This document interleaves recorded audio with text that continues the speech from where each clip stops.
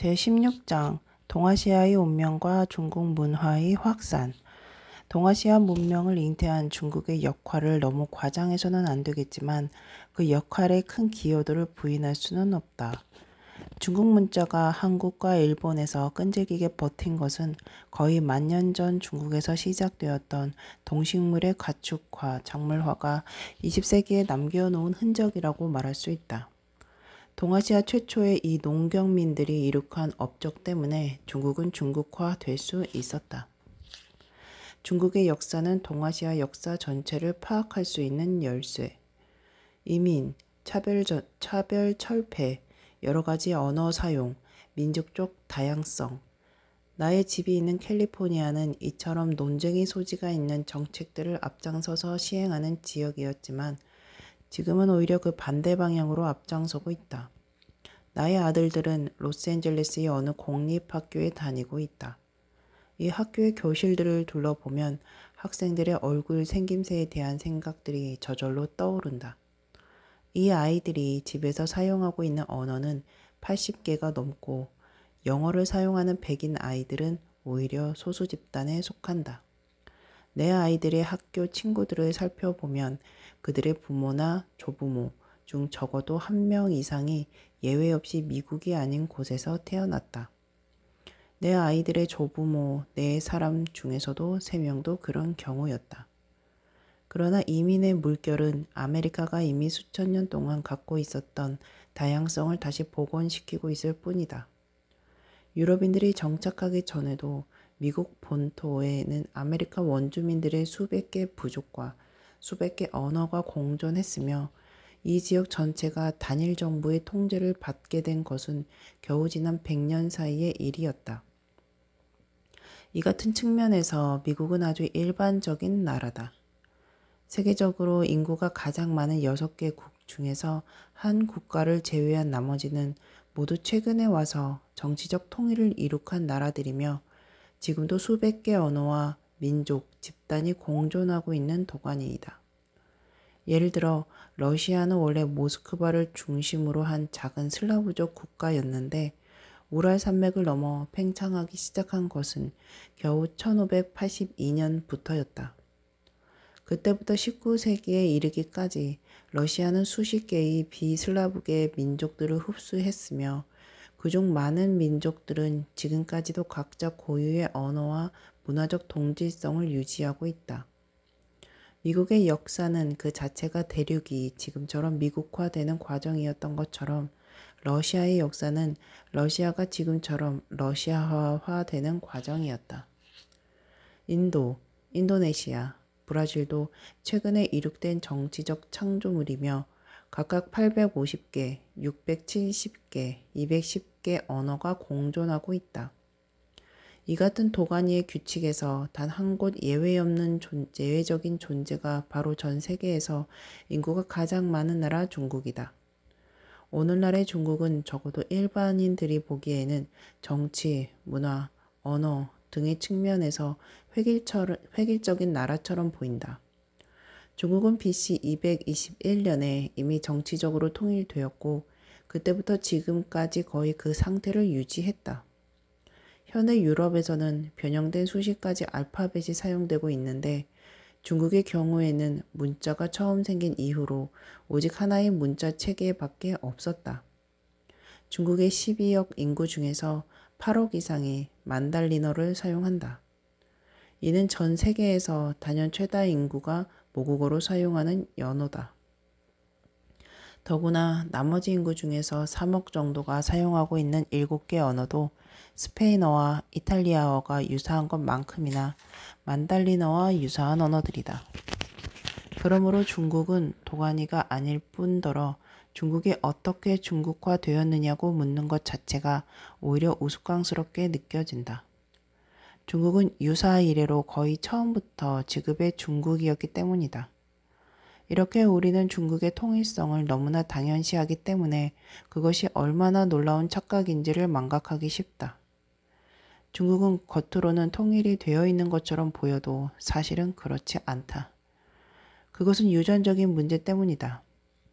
전 세계의 모든 민족을 인종별로 대강 분류할 때 중국인들은 모두 이른바 몽골 인종이라 뭉뚱그려서 부르고 있지만 실제로 그 범주 속에는 유럽의 스웨덴인, 이탈리아인, 아일랜드인 사이의 차이보다 훨씬 더 큰 차이가 감추어져 있다. 구체적으로 말해서 북중국인과 남중국인은 유전적, 신체적으로 매우 다르다. 북중국인은 티베트인이나 네팔인과 가장 비슷하지만 남중국인은 베트남인이나 필리핀인과 비슷하다. 내 친구 중에서 북중국인과 남중국인은 서로 외모만 보고서도 상대방을 구별해낼 때가 많다. 북중국인은 대체로 키가 더 크고 체중도 더 나가며 피부색이 더 밝다. 또한 코가 오똑하고 눈도 더 작으면서 눈꼬리가 위로 찢어진 편이다. 북중국인과 남중국인은 환경과 기후도 서로 다르다. 북쪽은 건조하고 추우며 남쪽은 비가 많고 무덥다. 이처럼 서로 다른 환경에서 유전적 차이가 생겨났고 그로 미루어 북중국과 남중국 사람들은 오랫동안 다소 격리되어 있었음을 알 수 있다. 그런데 어떻게 이 사람들이 모두 동일하거나 매우 유사한 언어와 문화를 갖게 되었을까? 세계 어디든 오랫동안 사람이 살던 지역이라면 을의 언어가 다양하다는 사실에 비추어 볼 때 중국의 언어가 거의 통일되어 있는 것은 참으로 이해하기 어려운 현상이다. 바로 앞장에서도 보았듯이 뉴기니는 면적이 중국의 10분의 1 이하이며 인류의 역사도 약 4만 년밖에 안 되었지만 언어 수는 1000개에 달하고 그 속에는 또 수십 개 어군이 있으며 각자의 어군 사이의 차이는 중국의 주요 8가지 언어보다 훨씬 크다. 서유럽에서는 인도 유럽어가 들어온 이후 고작 6000년에서 8000년 사이에 약 40가지 언어가 새로 생기거나 도입되었다. 그 중에는 영어, 핀란드어, 러시아어처럼 서로 판이하게 다른 언어들도 포함되어 있었다. 그런데 화석을 토대로 판단한다면 중국에 사람이 살기 시작한 지는 50만 년이 넘었다. 그렇다면 이 기나긴 기간 동안 중국에는 서로 뚜렷이 다른 수천, 수만 개의 언어가 생겨났을 텐데 그 언어들은 모두 어디로 갔을까? 이 모순으로 미루어 짐작한다면 인구가 많은 다른 나라들이 지금까지 그러한 것처럼 중국도 한때는 다양성을 가진 나라였을 것이다. 다만 중국은 다른 나라보다 훨씬 일찍 통일되었다는 점이 다를 뿐이다. 먼 옛날 중국의 중국화와 더불어 광활한 지역은 철저히 균일화되었고 그로 말미암아 열대 동남아시아의 거주자들이 바뀌었으며 일본 및 한국, 어쩌면 인도에까지 막대한 영향을 미쳤을 것이다. 그러므로 중국의 역사는 동아시아 전체의 역사를 파악할 수 있는 열쇠다. 이 장에서는 중국이 중국화된 사연을 들어보기로 하자. 중국의 언어 지도를 통해서 보는 동아시아의 언어 변동. 우선 중국의 상세한 언어 지도부터 살펴보는 것이 편리하겠다. 흔히 중국을 획일적인 나라로 생각하던 우리는 이 지도를 한번 보기만 해도 눈이 번쩍 뜨인다. 알고 보면 중국에는 8가지 다수 언어 뿐만 아니라 130개 이상의 소수 언어가 또 있다. 그 중에서 대다수의 언어는 사용자 수가 몇천 명밖에 안 된다. 다수와 소수를 통틀어 이 모든 언어는 4가지 어족으로 분류할 수 있고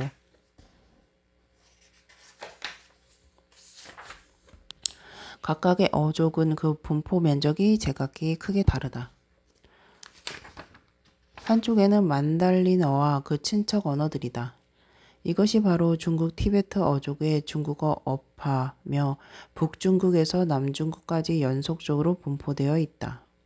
즉 북부의 만주에서 시작하여 남부의 통킹만까지 중국을 종단한다고 했을 때 그 사이에는 만달린어와 그 친척 언어들을 사용하는 사람들이 없는 곳이 없다는 뜻이다. 나머지 세 어족은 분포지역이 분산되어 있으므로 각각의 언어를 쓰는 사람들은 마치 하나의 섬처럼 중국어를 비롯한 다른 어족의 언어를 쓰는 사람들의 바다에 포위되어 있는 형국이다. 분산 정도가 특히 심한 것은 мя오야오 어족의 분포 지역이다. 모두 600명의 사용자들이 5가지 언어를 사용하고 있으며 각각 흉묘족, 백묘족, 흑묘족, 청묘족, 요족 따위의 색채가 느껴지는 이름을 갖고 있다. мя오야오어의 사용자들은 수십 개의 소수 집단을 이루고 있으며 이 모두가 다른 어족에 포위된 상태로 남중국에서 타이에 이르는 약 130만 킬로미터 제곱의 면적에 흩어져 있다. 그 중에서 мя오어를 사용하는 10만 명 이상의 베트남 난민들이 미국으로 건너가면서 이 어족도 함께 이동했다. 미국에서는 몽족이라는 명칭이 더 잘 알려져 있는 어족이다. 또 하나의 분산된 언어군은 오스트로아시아 어족이다. 그 중에서 가장 많은 사람들이 사용하는 언어는 베트남어와 캄보디아어다. 오스트로아시아 어족의 6천만 사용자들은 동쪽으로는 베트남까지, 남쪽으로 말레이 반도까지, 그리고 서쪽으로 인도 북부까지 두루 흩어져 있다. 중국의 네 번째이자 마지막 어족은 타이카다이 어족으로 5천만 명의 사용자들이 남중국에서 시작하여 남쪽으로 타이의 말레이 반도 지역까지, 그리고 서쪽으로는 미얀마까지 분포되어 있다. мя오야오 어족의 사용자들이 지금처럼 분산되어 분포하게 된 까닭은 그들이 옛날에 헬리콥터를 타고 아시아 이곳저곳에 뚝뚝 떨어졌기 때문은 아니다. 한때는 그들도 지금보다는 연속적으로 분포했을 것이라고 짐작된다. 다만 아마 다른 어족의 사용자들이 팽창했거나 мя오야오 어족의 사용자들에게 자기 언어를 포기하게 만들었기 때문에 분산될 수밖에 없었을 것이다. 실제로 이 같은 언어 분산 과정은 주로 지난 2500년 동안 일어났으므로 역사적 기록도 많이 남아있다. 타이어, 라오어, 미얀마어 사용자들의 조상은 모두 역사시대의 남중국 및 인근 지역으로부터 현재 위치로 남하하여 그 이전부터 이주해 와서 정착해 살던 사람들을 압도했다. 특히 각종 중국어 사용자들은 다른 민족 집단을 원시적이며 열등하다고 멸시하면서 아예 내쫓거나 그들의 언어를 바꿔버리는 일에 유난히 적극적이었다. BC 1100년에서 221년 중국 주왕조의 역사를 살펴보면 중국어를 사용하는 여러 국가가 비중국어 사용자들을 정복, 흡수했던 일들이 설명되어 있다. 우리는 몇 가지 추론 방법을 동원하여 몇천 년 전의 동아시아 언어 지도를 복원해 볼 수 있다. 첫째로 수천 년 동안 이루어진 언어의 팽창에 대한 역사 기록을 거꾸로 더듬어 올라갈 수 있다. 둘째로 오늘날의 어떤 지역에서 단 한 가지 언어 또는 서로 관련된 언어군이 넓은 면적을 연속적으로 차지하고 있다면 그것은 그 언어군의 지리적 팽창이 비교적 최근에 이루어졌다는 것, 즉 그 지역에서 다시 여러 가지 언어로 분화될 만큼 긴 시간이 흐르지 않았다는 뜻이라고 추론할 수 있다.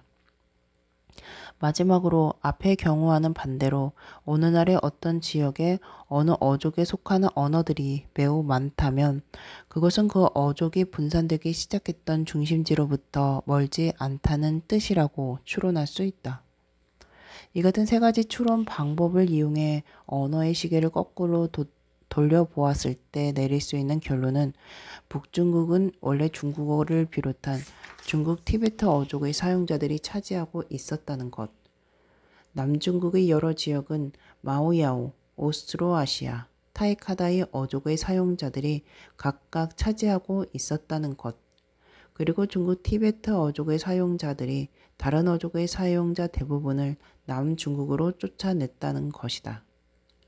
중국 이남의 열대 동아시아, 동남아시아를 휩쓸었던 언어 변동은 더욱 극심했을 것이다. 그곳에서 원래 사용되던 언어들은 현재 완전히 사멸했음이 분명하다. 이들 나라의 현대 언어는 모두 최근에 침입해 들어온 듯하기 때문이다. 그리고 мя오야오의 언어들이 현재 간신히 살아남은 정도인 것으로 미루어 한때 남중국에는 мя오야오, 오스트로아시아, 타이카다이 이외의 다른 어족들이 더 있었지만 거기에 속해 있던 언어들은 오늘날까지 살아남지 못했으리라는 것도 추측할 수 있다. 오스트로네시아 어족도 중국 본토에서는 사라진 그러나 태평양의 여러 섬으로 전파되어 살아남은 덕분에 우리가 알 수 있는 여러 어족 중 하나였는지도 모른다. 이처럼 동아시아에서 일어났던 언어 교체 현상에서 천여 가지에 달하는 아메리카 원주민들의 언어가 있던 신세계에 유럽의 언어, 특히 영어와 스페인어가 전파된 일을 연상하게 된다. 우리는 최근에 미국 사를 통해 미국 인디언들의 언어가 영어로 바뀐 까닭이 단순히 인디언들에게 영어가 아름답게 느껴졌기 때문은 아니라는 것을 잘 알고 있다. 이 같은 교체 현상이 일어난 이유는 영어를 사용하는 이주자들이 전쟁이나 살인 또는 질병을 도입함으로써 대부분의 인디언들을 죽게 만들었고 살아남은 인디언들은 이미 다수의 언어가 되어버린 영어를 쓸 수밖에 없었기 때문이다. 언어 교체의 직접적인 원인은 유럽인 침략자들이 아메리카 원주민들보다 기술 및 정치, 조직 면에서 유리했기 때문이다. 이 같은 이점들은 궁극적으로는 식량 생산을 더 일찍 시작했다는 이점에서 나온 것이었다. 오스트레일리아 원주민들의 언어가 영어로 바뀐 일, 그리고 적도 이남 아프리카 고유의 피그미족 언어 및 코이산족 언어가 반투족 언어로 바뀐 일도 본질적으로 동일한 과정을 거쳤다. 그러므로 동아시아의 언어 변동에 대해서도 똑같은 질문을 할 수 있다. 중국 티베트 어족의 사용자들이 북중국에서 남중국으로 확산될 수 있었던 것, 그리고 오스트로아시아 어족을 비롯한 남중국 고유의 어족들이 열대 동남아시아로 남하할 수 있었던 것은 무엇 때문이었을까? 여기서 우리는 고고학으로 눈을 돌려 일부 아시아인들이 다른 아시아인들보다 기술, 정치, 농업 면에서 유리했다는 증거를 찾아야 한다. 중국의 다양한 문화를 통일시켜준 지리적 요인. 전 세계의 다른 지역에서도 모두 그렇듯이 동아시아의 고고학적 기록을 살펴보아도 그곳의 인류 역사에서 대부분의 기간에는 토기도 없이 뗀 석기만 사용하던 수렵 채집민들의 흔적뿐이다. 그러다가 동아시아 최초로 다른 증거물이 발견된 곳이 바로 중국이다. BC 7500년경 무렵부터 농작물의 잔해, 가축의 뼈, 토기, 간석기 등이 나타난다. 이 연대는 비옥한 초승달 지대에서 신석기 시대 및 식량 생산이 시작된 연대로부터 1000년 이내에 해당한다. 그러나 BC 7500년 이전 1000년 동안의 중국에 대해서는 연구가 그리 많이 이루어지지 않았으므로 현재로서는 중국의 식량 생산이 비옥한 초승달 지대와 동시대에 시작되었는지 조금 빠르거나 늦었는지 결론을 내릴 수 없는 상황이다. 다만 식물의 작물화 및 동물의 가축화가 세계 최초로 시작된 중심지 가운데 하나가 중국이었다는 것만은 분명하다. 어쩌면 중국에는 독립적으로 식량 생산을 시작한 중심지가 둘 또는 그 이상이었는지도 모른다. 한랭 건조한 중국 북부와 고온다습한 남부의 생태 차이에 대해서는 이미 언급한 바 있다. 그리고 어느 일정한 위도상에서도 해안 저지대와 내륙 고지대는 그 생태가 다르다. 이처럼 서로 다른 환경에서는 토종 야생 식물도 다르게 마련이므로 최초의 농경민들이 이용할 수 있는 식물도 지역에 따라 달랐을 것이다. 실제로 북중국 최초의 농작물로 확인된 식물은 가뭄에 강한 이종의 기장류였고 남중국의 경우에는 벼였다. 그곳으로 미루어 식물의 작물화는 남부와 북부에서 따로따로 시작되었을 가능성도 있다는 것을 알 수 있다. 중국 최초의 농작물에 대한 증거가 발견된 유적지에서는 가축화된 돼지, 개, 닭의 뼈도 함께 발견되었다. 이 같은 가축 및 농작물 이외에도 다시 다양한 가축 작물들이 차례차례 나타났다. 동물 중에서 가장 중요한 것은 물소였고 그 밖에도 누에, 오리, 거위 등이 있었다. 나중에 나타난 중국 농작물 중에서 우리에게 낯익은 것들은 메주콩, 대마, 감귤류, 차, 살구, 복숭아, 배 등이다. 그리고 유라시아의 동서축 덕분에 중국의 많은 가축 작물이 고대에 이미 서쪽으로 전파되었던 것처럼 서아시아의 가축이나 농작물도 동쪽으로 중국까지 전파되어 중요한 식량 공급원이 되었다. 서쪽에서 들어온 가축 작물 중에서 고대 중국 경제에 특히 중요한 역할을 했던 것은 밀과 보리, 소와 말, 그리고 양과 염소 등이었다. 세계의 다른 지역과 마찬가지로 중국에서도 식량 생산을 시작하자 제11에서 14장에서 다루었던 문명의 다른 여러 가지 특징들이 차례차례 나타났다. 중국의 뛰어난 청동 야금술의 전통은 BC 3000년에서 2000년에 시작되었고 결국 중국은 BC 500년경에 단연 세계 최초로 주철 생산을 시작할 수 있었다. 그 이후 1500년간은 제13장에서도 언급한 중국의 기술적 발명품들이 마구 쏟아져 나온 시기로 중국, 나침반, 외바퀴, 손수레, 화약 등이 그때 만들어졌다. 요새화된 도시도 BC 3000년에서 2000년 사이에 처음 건설되기 시작했다. 당시의 묘지는 소박한 무덤과 화려하게 꾸민 무덤 등 매우 다양했던 것으로 미루어 계급의 구별이 생겼음을 알 수 있다. 지배자들이 평민들의 대규모 노동력을 동원할 수 있는 계층화된 사회가 이루어졌다는 사실은 도시를 둘러싼 거대한 방어용 성벽이나 장엄한 궁궐, 그리고 나중에 남중국과 북중국을 연결한 대운하, 1600km가 넘는 세계에서 가장 긴 운하를 통해서도 입증되고 있다. 문자는 BC 2000년에서 1000년의 것들로부터 남아있지만 아마 그보다 일찍 만들어졌을 것이다. 그 무렵 중국의 새로 등장한 도시 또는 국가에 대해서는 고고학적 기록 대신 중국 최초의 여러 왕조가 남긴 문서 기록을 통하여 알 수 있는데 BC 2000년경에 탄생한 하 왕조부터가 그 시작이었다.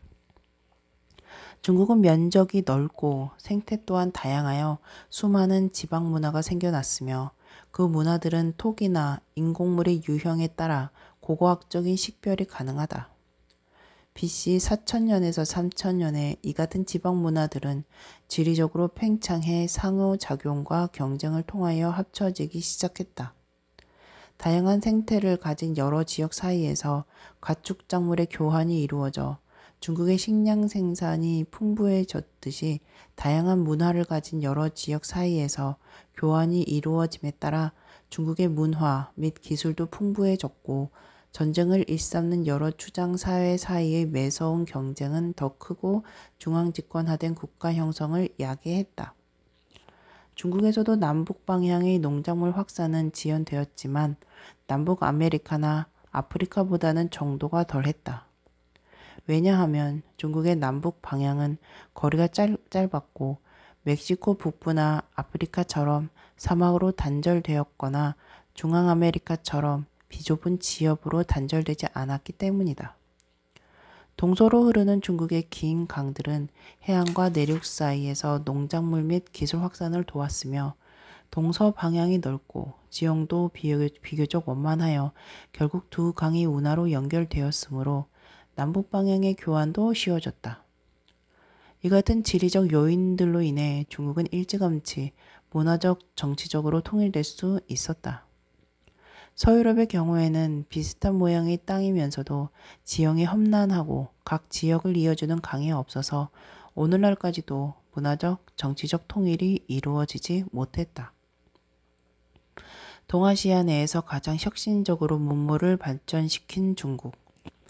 새로 발전된 문물이 중국 남부에서 북부로 전파된 경우도 없지는 않았다. 특히 중요한 것이 제철술과 벼농사였다. 그러나 주된 전파 방향은 북에서 남으로였다. 이 같은 경향은 문자에서 가장 뚜렷이 나타났다. 서유라시아에서는 수메르의 설형 문자, 이집트의 상형 문자, 히타이트 문자, 미노스 문자, 셈 알파벳 등 수많은 초기 문자 체계가 만들어졌지만 중국에서 두루 사용된 문자 체계는 단 하나였다. 이것은 북중국에서 완성되고 전파되어 다른 미숙한 문자 체계들을 견제 또는 대체하면서 오늘날까지 중국에서 사용되는 문자로 발전했다. 그 밖에 북중국 사회로부터 남하한 주요 문물에는 청동 관련 기술, 각종 중국 티베트계 언어가 있었고 국가 형성에도 영향을 미쳤다. 중국 최초의 세 왕조인 하, 상, 주, 왕조는 모두 BC 2000년에서 1000년 북중국에서 탄생했다. BC 1000년에서 0년의 기록을 보면 중국 민족은 그때부터 이미 이 민족들을 야만인으로 생각하고 문화적 우월감을 느꼈으며 북중국인들은 남중국인들을 야만인으로 생각했음을 알 수 있다. 예를 들면 BC 1000년에서 0년 주 왕조 마렵의 한 저자는 이 민족에 대해 다음과 같이 설명하고 있다. 이 5지역 사람들은 바로 중하와 그 변방의 융, 이 등 오랑캐 족속들이었으니 제각기 성정이 달라서 고칠 길이 없었다. 동쪽 오랑캐를 일컬어 이이라 했다. 이 족속은 머리를 풀어 헤쳤으며 몸에 문신을 새겼는데 더러는 음식을 불에 익히지 않고 먹었다. 그는 서, 남, 북방의 오랑캐들에 대해서도 설명하고 있다.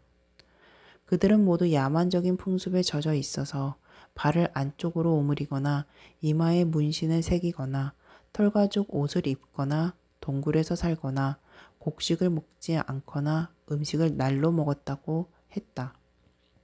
북중국의 주 왕조가 조직했던 국가 또는 그것을 본딴 여러 국가들이 남중국까지 전파된 것은 BC 1000년에서 0년의 일로 BC 221년 진 왕조가 중국의 정치적 통일을 이룩하면서 절정에 달했다. 중국의 문화적 통일도 그 시기에 가속화되었다. 문자를 갖지 못한 야만인들은 문자를 가진 중국의 문명 국가에 흡수되거나 그것을 모방했다. 이 같은 문화적 통일은 무지막지한 경우도 없지 않았다. 가령 진 왕조의 시황제는 종전에 기록된 역사책들을 무가치하다고 규정하여 불태우게 했고 그 때문에 중국 초기의 역사와 문헌들을 많이 잃었다. 그러나 이처럼 가혹한 조처를 취한 덕분에 북중국의 중국 티베트계 언어들은 중국 대부분의 지역에 더 빨리 전파되었을 것이며 мя오야오 어족을 비롯한 다른 어족들은 지금처럼 분산될 수밖에 없었을 것이다. 동아시아 내에서 중국은 식량 생산, 기술, 문자, 국가 형성 등에서 출발이 빨랐다. 결과적으로 중국에서 혁신한 각종 문물은 이웃지웃들이 발전하는 데에도 크게 기여했다. 예를 들면 BC 4000년에서 3000년경까지 열대 동남아시아의 대부분 지역에는 조약돌 석기와 박편 석기를 사용하는 수렵 채집민들이 살고 있었다. 베트남의 호아빈에 있는 유적지의 이름을 따서 이곳을 호아빈 문화라고 부른다. 이 무렵부터 남중국의 것과 비슷한 중국산 농작물, 신석기 기술, 촌락생활, 토기 등이 열대 동남아시아에도 전파되기 시작했다. 아마 남중국의 어족들과 함께 들어왔을 것이다. 남중국으로부터 팽창되어 남하한 사람들이 각각 미얀마인, 라오스인, 타이인이 되면서 열대 동남아시아의 중국화가 완성되었다. 현대의 이 민족들은 모두 남중국인에서 갈라져 나온 사촌들이라고 할 수 있다. 중국의 불도저 현상이 너무 강력했기 때문에 오늘날의 열대 동남아시아에서는 그 이전에 살았던 사람들의 흔적을 찾아보기가 어렵다.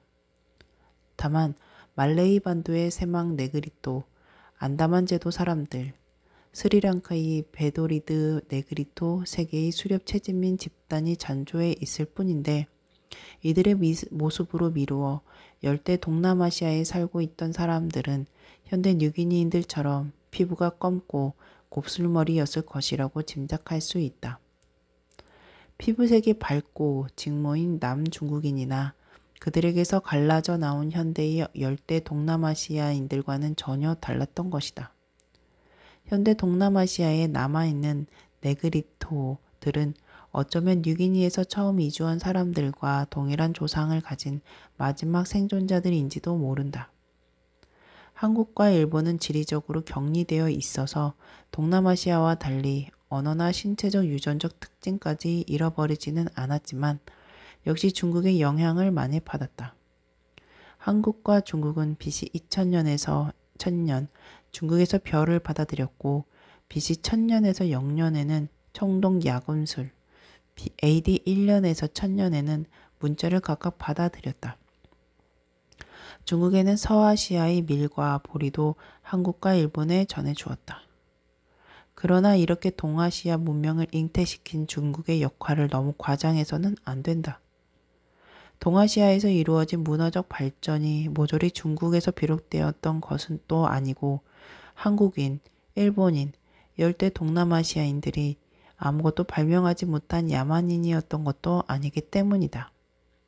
고대 일본인들은 세계에서 가장 먼저 토기를 만든 민족 중 하나였으며 식량 생산이 도입되기 훨씬 전부터 이미 풍부한 해산물을 바탕으로 촌락에 정착하여 살고 있던 수렵 채집민들이었다. 그리고 일부 농작물은 아마도 한국, 일본, 열대 동남아시아 등지에서 최초로 작물화되었을 것이다. 그러나 중국의 역할이 가장 컸다는 것만은 부인할 수 없다. 예를 들면 한국과 중국에서는 지금도 중국 문화의 위상이 매우 높아서 일본은 일본어 발음을 제대로 나타낼 수 없다는 단점에도 불구하고 중국 문자를 버릴 생각조차 하지 않고 있다. 한국은 까다로운 중국의 한자 대신 주로 그들의 훌륭한 한글 자모를 사용하고 있지만 오늘날에도 여전히 부분적으로는 중국의 한자를 상용하고 있다. 이처럼 중국 문자가 한국과 일본에서 끈질기게 버틴 것은 거의 10,000년 전 중국에서 시작되었던 동식물의 가축화, 작물화가 20세기에 남겨놓은 생생한 흔적이라고 말할 수 있다. 동아시아 최초의 이 농경민들이 이룩한 업적 덕분에 중국은 중국화되었고 타이에서 이스터 섬으로 건너간 사람들이 중국의 사촌들이었던 것도 그 때문이었다.